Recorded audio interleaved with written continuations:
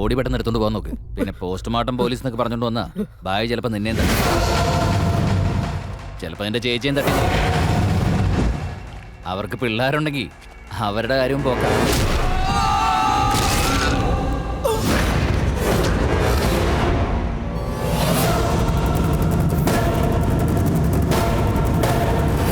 പ്രവീണെന്ന് പറയുന്നവൻ ആരാടാ ഇവിടെ?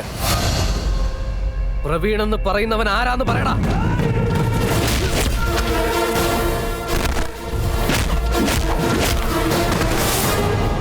ആരാടാ പ്രവീൺ? ഞാനാണ്. എന്താടാ എന്നെ കൊല്ലണോ നിനക്ക്? ഇന്നും നിന്നെ കൽക്കട്ടയിലെ നടു റോഡിലിട്ട് വെട്ടിക്കൊന്നില്ലെങ്കിൽ ഈ സിദ്ധാർത്ഥ് നായക് ഒരു തന്തയ്ക്ക് ജനിച്ചവനല്ലടാ.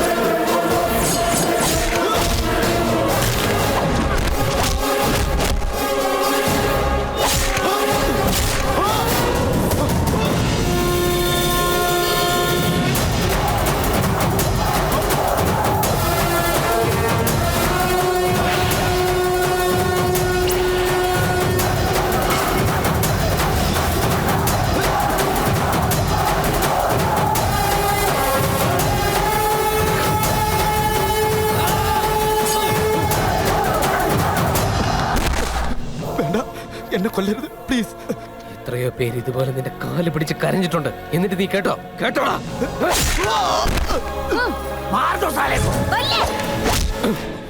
എന്റെ അളിയനെ കൊന്ന് പാവം എന്റെ ചേച്ചിയെ വിധവയാക്കിയില്ലടാ നീ.